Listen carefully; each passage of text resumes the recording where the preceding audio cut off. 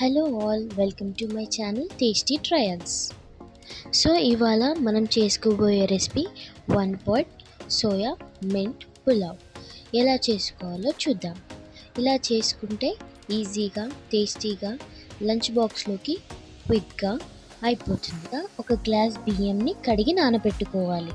ఇప్పుడు ముందుగా మనం ఒక మిక్సీ జార్లోకి 2 లేదా 3 పచ్చిమిరపకాయలు తీసుకుని అందులోనే కొన్ని వెల్లుల్లి అల్లం ముక్కలు వేసుకొని ఇంకా కొద్దిగా పుదీనాని యాడ్ చేసుకొని కొన్ని వాటర్ పోసి దానిని మెత్తగా మిక్సీ జార్లో గ్రైండ్ చేసుకోవాలి. మనకు కావాల్సిన ప్యూరీ రెడీ అయిపోతుంది. తర్వాత దాంట్లోకి వెజిటేబుల్స్ ఆలు, టమాటో, బీన్స్, క్యారెట్ని కట్ చేసుకొని పక్కన పెట్టుకో. ఇప్పుడు స్టవ్ ఆన్ చేసి దానిపై కుక్కర్ని పెట్టుకోవాలి.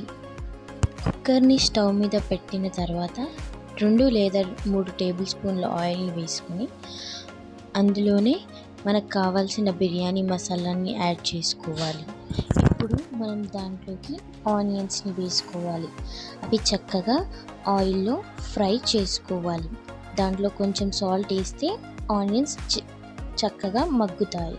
దానికి తర్వాత మనం కట్ చేసుకు పెట్టుకున్న క్యారెట్స్, బీన్స్, ఆలుని కూడా యాడ్ చేసుకొని బాగా కలుపుకోవాలి. వాటిని ఒక 2 నిమిషాలు మగ్గనిచ్చి దాని తర్వాత మనం కట్ చేసుకున్న టమాటోస్ని కూడా యాడ్ చేసుకొని వాటిని కూడా మంచిగా కలిపి 2 minutes కుక్ చేసుకోవాలి. టమాటోస్ మగ్గిన తర్వాత మనం తయారు చేసుకున్న గ్రీన్ పేస్ట్ని కూడా యాడ్ చేసి పచ్చివాసన పోయేంత వరకు కలుపుకోవాలి.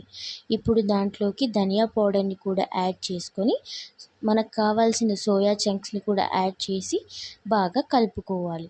అవన్నీ మంచిగా మిక్స్ అయ్యేటట్టు కలుపుతూ ఉండాలి.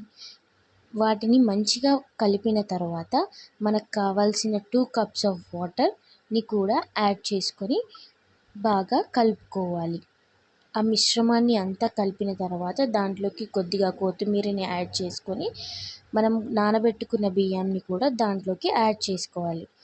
యాడ్ చేసుకున్న తర్వాత దాంట్లో తగినంత సాల్ట్ని కూడా యాడ్ చేసుకోవాలి. మనకి ఎంత పడితే అంత నచ్చినంత సాల్ట్ని కూడా యాడ్ చేసుకొని బాగా కలిపి మూత క్లోజ్ చేయాలి. లిడ్ క్లోజ్ చేసి విజిల్ని పెట్టుకోవాలి. పెట్టుకున్న తర్వాత మనకెంతో రుచికరమైన tasty soya chunks mint pulao ready అయిపోతుంది.